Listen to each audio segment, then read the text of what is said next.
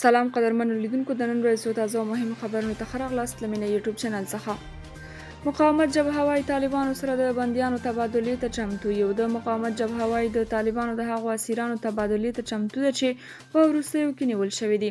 دغه جبهې پرون په یوې اعلامیه کې وویل که سره صلیب نړیواله کمیټه مرسته وکړي دوی حاضر دي دغه اسیران تبادله کړي. د مقاومت جبهه چې د طالبانو په وړاندې یوه له جنګېدونکو ډلو ګڼل کېږي ویلي چې په پنجشیر کې د طالبانو یوه څرخي الوتکه وړمه ورځ د دوی له خوا ویشتل شوې او د طالبانو 4 غړي اسیران کړي دي. که څه هم د طالبانو ویاند ذبیح الله مجاهد ویلي و الوتکه د تخنیکي ستونزو له کبله کېناستلې وه او وروسته یې بیرته الوتنه کړې. خو د طالبانو دفاع وزارت پرون وویل چې الوتکې ته یې د تخنیکي ستونزو له کبله ناسته وه. د وزارت په اصطلاح د باغیانو له خوا اور اچول شوی او دوی له سیمې تښتېدلي دي. مالی فساد پاکستان د مالی اقدام په خړ لیست کې پاتې شو. نړیوال مالی اقدام وايي پاکستان به لا هم د محدودیتونو په خړ لیست کې وي. نړیوال مالی اقدام ویلي دي چې په پاکستان کې لا هم د مالی حسابونو کافي شفافیت نشته دی. اداري فساد پکې پراخ دی. مالی مسایل معیاري نه دي او لا هم دغه هیواد له شتمنۍ په ورانکاري فعالیتونو کې استفاده کیږي. نو له همدې امله دوی پریکړه کړې چې دغه هیواد به په خړ لیست کې پاتې کیږي. د دې ترڅنګ نړیوال مالی اقدام دا هم ویلي چې په پاکستان کې په مالی چارو کې یو څه پرمختګونه رامنځته شوي خو دې سره بیا هم تر دې حده نه دي چې له خړ لیسته د پاکستان د ایستل کېدو سبب شي. مجاهد وايي د حکومت په رسمیت پیژندلو کې مو تر ټولو ستر خنډ امریکا ده. په افغانستان کې طالبانو ادعا کړې چې متحده ایالات د دې ډلې د حکومت په رسمیت پیژندلو کې تر ټولو ستر خنډ دی. طالبانو چې څه باندې 10 میاشتې کېږي په افغانستان کې واک ترلاسه کړی تر اوسه د نړۍ هیڅ یو هیواد یا اداري سرپرست حکومت په رسمیت نه دی پیژندلی. د یوې پوښتنې په ځواب کې چې آیا د دې ډلې پالیسي او یا کوم هیواد د دې سبب شوی چې تر اوسه دا ډله هیچا په رسمیت نه ده پیژندلې، ذبیح الله مجاهد وویل چې زما په فکر تر ټولو ستر خنډ متحده ایالات دي چې د هغې مشروعیت یې ځنډولی دی. ښاغلي مجاهد دا څرګندونې د واتس اپ د یو ګروپ له لارې خبریالانو ته کړي چې همدا ډله یې چلوي. مجاهد ویلي هغه امریکا نور هیوادونه نه پرېږدي چې په دې لوري قدم واخلي او په خپله یې هم کوم اقدام نه دی کړی.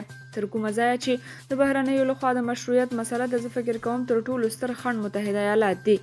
د طالبانو دی ویاند همدارنګه ادعا وکړه چې د ډیپلوماټیک رسمیت پیژندلو لپاره د هغوی حکومت ټول شرایط پوره کړي او په دې هم ټینګار وکړ چې د متحده ایالاتو په ګډون ټول هیوادونه باید دا درک کړي چې د طالبانو سره سیاسي تعامل د ټولو په ګټه دی. د ناراضي قومندان د لرې کولو اقدام. طالبان پر بلخاب د برید په تمه دي. طالبانو د ناراضي قومندان مولوي مهدي مجاهد د نیولو لپاره د دغې ډلې اقدام نوي پړاو ته رسېدلی دی. د سرچینو په وینا طالب ډلې پر شیعهګانو د بندیزونو له لګولو سره سم د شیعه عالمانو ټولنې ته مسؤلیت ورکړی چې د مولوي مهدي مجاهد موضوع هواره کړي. د دغې ډلې په وینا که د علماو له لارې دغه ستونزه هواره نشي د مولوي مهدي پر وړاندې د اقدام لپاره به طالب ځواکونه پر بلخاب برید وکړي. تر دې مخکې له بامیان او سرپل څخه د دغې ډلې یو پلاوی بلخاب ته تللی او ټاکل شوی چې په همدې ورځو کې یو لوی پلاوی دغې ولسوالۍ ته ولاړ شي. دا په داسې حال کې ده چې د سرچینو په وینا طالبانو دغې ولسوالۍ ته د هزاره جاتو لارې تړلې دي او د شیعه عالمانو ټولنې پرېکړې ته په تمه دي. د شیعه عالمانو د ټولنې غړو هم طالبانو ته وړاندیز کړی چې د دغو مذاکراتو تر پایه دې پر مولوي مهدي برید نه کوي. تر دې مخکې د طالبانو دغه ناراضي قومندان د دې ډلې د 5 پلاو وړاندیزونه رد کړي او په حکومت کې د ټولو قومونو د ګډون غوښتنه کړې ده. داعش د اهل هنودو پر درمسال د برید مسؤلیت ومانه. داعش ډلې کابل کې د افغانستان سیکانو پر عبادت ځای د برید مسؤلیت ومانه. داعش پورې اړوند یو سایټ شنبه د غبرګولي پر 28 کابل کې د اهل هنودو پر درمسال د بریدګر عکس په خپرولو سره ویلي چې دا کار یې اسلام پیغمبر ته د هندي سیاستوالو د سپکاوي په غبرګون کې کړی دی. داعش ډلې د بریدګر نوم ابو محمد التاجکي ښودلی دی. څو وسلوالو پرون شنبه کابل کې د اهل هنودو پر عبادت ځای برید وکړ. برید پر چاودنو پیل شو او ساعتونه یې دوام وکړ. طالبانو ویلي چې په دغه برید کې یو طالب او یو سیک وژل شوی دی او شاوخوا 2 نور ټپیان دي. ځایي سرچینې بیا د مرګ ژوبلې شمېر له دې لوړ ښایي ځکه په خبره یې نښته د سهار شاوخوا 6 بجې پیل او د غرمې تر 11 بجو یې دوام وکړ. هند تر سلو زیاتو افغان سیکانو ته د ویزو ورکولو لومړیتوب ورکړی. کابل کې د اهل هنودو پر درمسال له برید وروسته د هند بهرنۍ چارو وزارت ویلي چې افغان سیکانو ته یې د الکترونیکي ویزو ویش ته لومړیتوب ورکړی دی. هندي رسنیو د دغه هیواد د بهرنۍ چارو وزارت په حواله راپور ورکړی چې دغه وزارت تر سلو زیاتو افغان سیکانو ته د ویزو ورکولو لومړیتوب ورکړی دی. کابل کې د اهل هنودو پر معبد د برید مسؤلیت داعش ډلې ومانه. د یادونې وړ ده چې د برید پر مهال په دغه معبد کې 30 کسان وو. دغه برید له پراخو کورنیو او نړیوالو غبرګونونو سره مل و. په دې وروستیو کې پر مذهبي ځایونو بریدونه زیات شوي دي. تیرو لسو میاشتو کې 250,000 افغانان پاکستان ته کډوال شوي. د کډوالو په چارو کې د ملګرو ملتونو عالي کمشنري وایي چې د 2022م کال له اګست راهیسې شاوخوا 250,000 افغانان پاکستان ته کډوال شوي. د کډوالو په چارو کې د ملګرو ملتونو د عالي کمشنري مرستیاله کیلی کلیمنټس تیرونی د پیځای شو وګړو د وضعیت ارزولو په موخه افغانستان ته راغلي وه. هغې له کابل وروسته اسلام آباد ته تللي او هلته یې د پاکستان د بهرنۍ چارو له وزیر بلاول بوټو او د یاد هیواد د کډوالو چارو وزیر طلحه محمود سره د کډوالو د ستونزو په اړه خبرې اترې کړي. میرمن کلیمنټس له پاکستانه غوښتي چې د افغان کډوالو په اړه کړي ژمنې عملي کړي.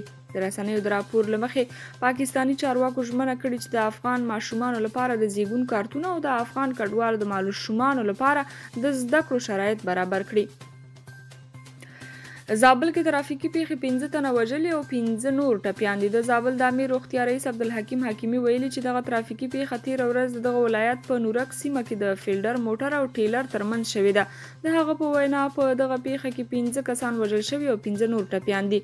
نوموړي زیاته کړې ده چې د پیښې ټپیان د زابل ولایتي روغتون ته انتقال شوي. په افغانستان کې ترافیکي پیښې تر ډیره د موټر چلوونکو د بې احتیاطۍ د ترافیکي علامو نشتوالي او سړکونو د خرابوالي له امله رامنځته کیږي. په بنګلادیش او هند کې سیلابونو لږ تر لږه 140 کسان مړه کړي. چارواکو پرون شنبه وویل چې دغه سیلابونو ویجاړۍ هم پیښې کړي او په میلیونونو کسان یې لالهانده کړي. که څه هم په بنګلادیش کې وخت ناوخت سیلابونه بهیږي، خو متخصصان وایي په وروستیو کې اقلیمي بدلون د دې سبب شوی چې دغه سیلابونه ناڅاپي په شدت زیات وبهیږي. درنو کتونکو د دې ساعت خبرونه تر همدې ځای او تر بیا نورو خبرونو ښې چاره د خدای پامان.